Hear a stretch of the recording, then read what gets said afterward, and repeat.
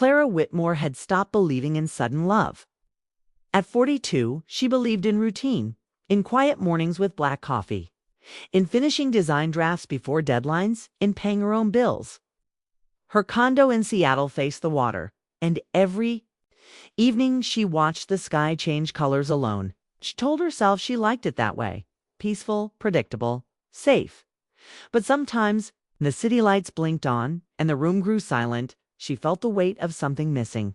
Not excitement, not drama, just someone steady.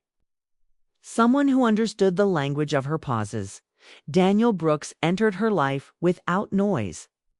It happened at a friend's dinner party in a townhouse filled with soft music and polite laughter. Clara almost didn't go. She had work to finish and wasn't in the mood for small talk. But she went anyway, wearing a simple navy dress, her hair loosely tied back. She expected the usual conversations, jobs, traffic, weather. Instead, she met a man who listened.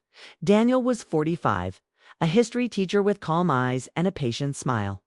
He didn't dominate the room. He didn't try to impress anyone. When Clara mentioned she worked in interior design, most people nodded politely and changed the topic. Daniel didn't.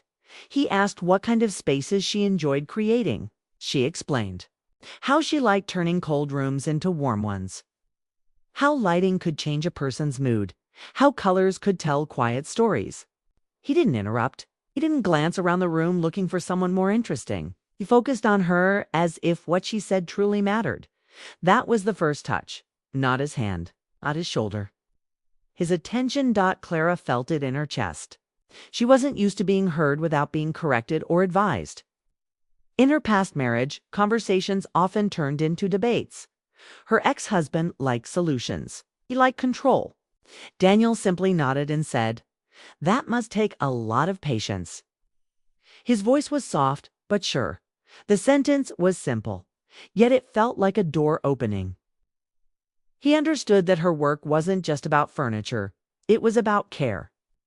And in that moment, Clara felt seen not as a divorced woman, not as someone starting over, but as herself. After dinner, he walked her to her car. The air was cool. Streetlights cast gentle shadows on the pavement. They didn't flirt. I didn't rush. They spoke about small things, favorite books, the comfort of rainy Sundays. Oh, Seattle's gray skies could feel peaceful instead of sad. Before she got into her car, he said, "I'd like to continue this conversation sometime." No pressure. No charm rehearsed to perfection. She surprised herself by saying yes. Their first official date was at a quiet café near Pike Place Market. Clara arrived 5 minutes early, telling herself she wasn't nervous.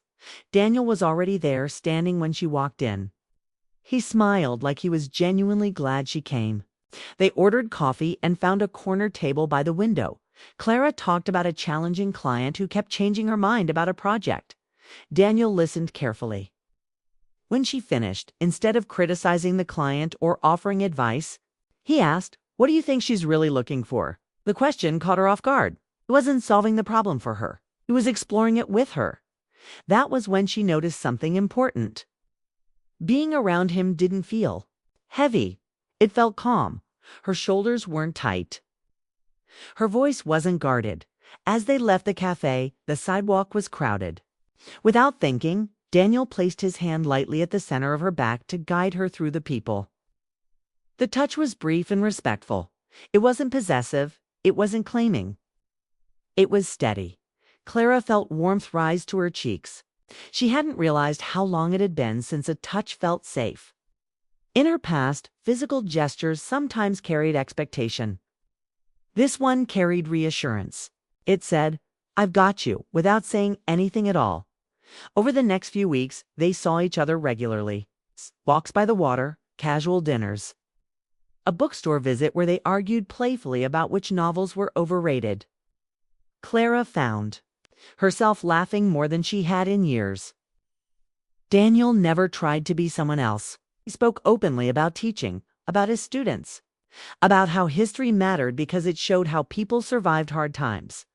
One rainy Thursday, while standing under the awning outside her office, Clara mentioned she loved maple cinnamon lattes from a tiny cafe nearby.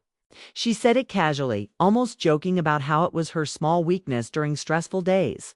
She forgot about it by Monday, but Daniel didn't. That morning, as Clara stepped out of her building, she saw him waiting near the entrance, holding 2 cups. Steam rose into the cold air. He handed one to her. "I figured Mondays deserve something better," he said. She stared at the cup, then at him. It wasn't about the drink. It was about the fact that he had listened days ago and remembered. No one had done that in a long time. Her heart reacted before her mind could stop it. That scared her. Clara had promised herself she would be careful. After her divorce 3 years earlier, she had rebuilt her confidence slowly. She learned to enjoy her own company. She created a life that didn't depend on anyone else's mood. Falling in love again meant risk. It meant vulnerability. It meant possibly losing the peace she fought so hard to regain. Yet Daniel wasn't disturbing her peace, he was adding to it. One evening, they attended a small art exhibit downtown. The gallery lights were soft, and the walls displayed bold modern paintings. Clara stood in front of a large canvas filled with deep blues and gold streaks. She explained how the artist used contrast to show emotion. Daniel stood beside her.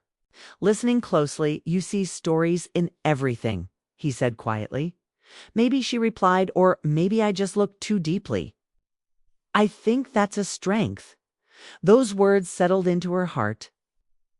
In her marriage, she had often been told she was too sensitive, too emotional. Hearing someone call it a strength felt like healing. As they moved through the gallery, the room grew crowded. Again, Daniel's hand rested gently at her back.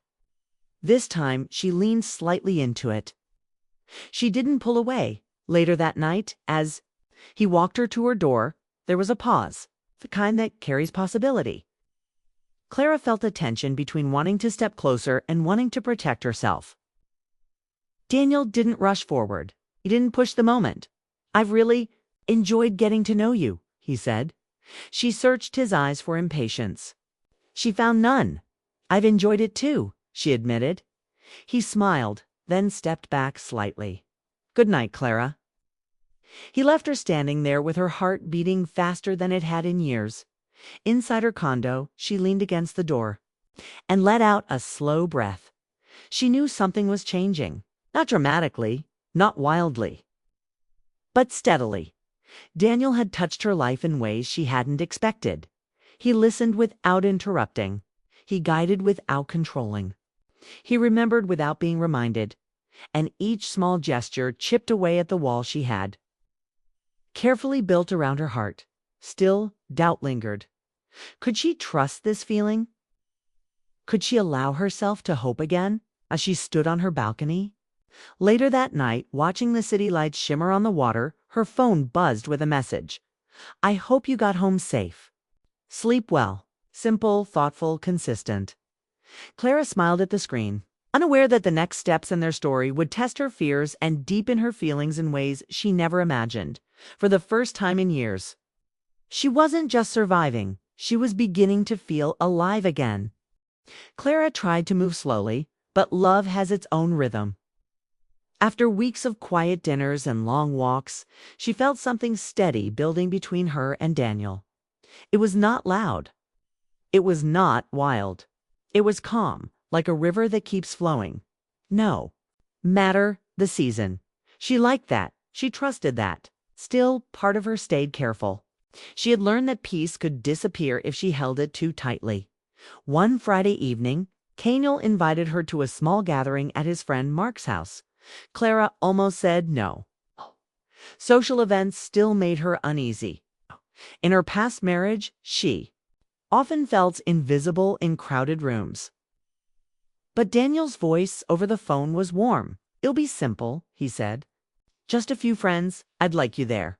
The way he said it made her feel chosen, not pressured. So she agreed. The house was filled with soft music and casual laughter. Clara wore a deep green dress and kept her posture straight, reminding herself she belonged anywhere she stepped. Daniel introduced her to everyone with quiet pride. "This is Clara. She's an incredible designer." He didn't exaggerate. He didn't brag. He just stated it like a fact. She felt a small spark of gratitude. Later that night, while people stood around the kitchen island sharing stories, someone joked, "Clara seems too independent to ever settle down." The comment was said lightly, but it carried an old echo. Clara had heard that before. Too strong, too self-sufficient, too much. She felt the familiar urge to laugh it off. Before she could speak, Daniel did. His tone stayed calm. "Independence is strength," he said. "It means she chose her life. That's something to respect." The room went quiet for a second. Then the conversation shifted. Clara looked at him, surprised. He wasn't angry. He wasn't dramatic. He simply protected her dignity without asking for credit. That moment touched her deeply. A mature woman notices when a man honors her in public. She doesn't forget it. On the drive home, she stared out the window at the passing streetlights. "You didn't have to say that," she told him softly. "I wanted to," he replied. "You deserve that." Her heart moved closer to him. Right then days passed, and their connection grew stronger. They talked about real things, now past mistakes, fears, hopes. One evening, Clara grew quiet during dinner. An old memory had surfaced earlier that day. She had run into her ex-husband at a grocery store. The brief encounter reopened a door she thought was sealed. Old disappointment crept in. Old doubt followed. Daniel noticed the change in her mood. "Something on your mind?" he asked gently. She hesitated. Part of her wanted to pretend everything was fine. Another part was tired of pretending. "I saw someone from my past today," she admitted. "It brought back things I'd rather forget." Daniel nodded. He didn't demand details. He didn't question her strength. "If you ever want to talk about it, I'm here," he said. "If not, that's okay too." That was it. No pressure. No need to fix her. They finished dinner quietly. Later, as they walked along the waterfront, he kept pace beside her without filling the silence. His presence felt like a steady light in the dark. Clara realized something important. He wasn't trying to compete with her past. He was giving her space to heal from it. That invisible touch patience wrapped around her heart. A few weeks later, Clara closed the biggest design deal of her career. She had worked months on the project, long nights, careful planning. When the contract was finally signed, she felt proud but tired. She called Daniel first. "You did it," he said, and she could hear the smile in his voice. "I'm taking you to dinner. No arguments." They met at her favorite restaurant overlooking the water. The sky was painted with gold and orange as the sun began to set. During dinner, Daniel didn't shift the focus to himself. He asked about her strategy, her ideas, her creative risks. He listened like it mattered. When the waiter left, Daniel reached across the table and took her hand. His grip was warm and steady. "I admire how hard you work," he said. "You inspire me." The words were simple, but they carried weight. He wasn't threatened by her success. He wasn't trying to compete. He celebrated her strength as if it were a shared victory. Clara felt something settle inside her. In her marriage, success had sometimes created tension. Achievements were measured and compared. With Daniel, there was no scoreboard. There was partnership. After dinner, they walked slowly along the pier. The wind was cool, and the water reflected the fading light. Clara slipped her hand into his without thinking. This time, she was the one reaching. He squeezed gently. That night, back at her condo, they stood on the balcony watching the city glow. The world felt still. Clara rested her head against his shoulder. She didn't feel guarded. She didn't feel uncertain. She felt safe. Daniel turned slightly toward her. For a second, she thought he might say something serious, something heavy. Instead, he leaned down and placed a soft kiss on her forehead. It was not rushed. It was not filled with expectation. It was pure affection. The gesture surprised her. It carried respect more than desire. It said, "I value you." Said, "I'm not here for a moment. I'm here for you." Clara closed her eyes. A quiet emotion rose in her chest. Fear, not doubt. Relief. After he left that evening, she stayed on the balcony alone for a while. She replayed every step of their journey in her mind. The listening, the remembered coffee, the protective hand in the crowd. The way he defended her without making a scene. The patience during her silence. The pride in her success. The gentle kiss that felt like a promise without pressure.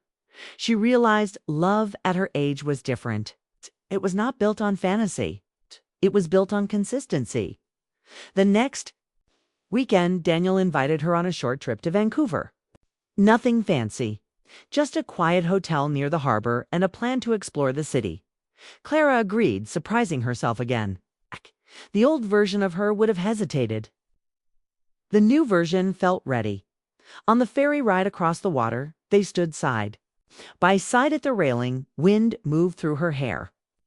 Daniel pointed out distant mountains and shared small facts about the region's history. She listened, smiling. She liked how his mind worked. She liked how calm he remained, even when the boat rocked slightly. At one point, she looked up at him and asked, "Why are you so patient with me?" He seemed thoughtful. "'Cause you're worth patience," he answered. "And because I'm not in a hurry." That sentence settled everything. Clara understood then that mature love is not about chasing excitement. It is about choosing someone every day. It is about touches that speak louder than grand speeches. That evening in Vancouver, they walked along the harbor as lights shimmered across the water. Clara stopped and faced him. "I was afraid to fall again," she admitted. "I worked hard to rebuild my life." Daniel stepped closer, but kept his voice steady. "I'm not here to replace your strength," he said. "I'm here to stand beside it." Tears filled her eyes, but they were not tears of pain. They were tears of release. She no longer felt like she had to protect herself from him. She moved into his arms, resting her cheek against his chest. His heartbeat was calm, steady, real. In that embrace, Clara understood the truth. A mature woman does not fall for charm alone. She falls for the man who listens when she speaks. The man who respects her in front of others. The man who waits when she needs space. The man who celebrates her success. The man whose touch feels like home. Under the quiet Canadian sky, with the harbor lights glowing behind them, Clara made a silent choice. She let herself love him fully, not because she needed him, but because, with him, love felt safe again.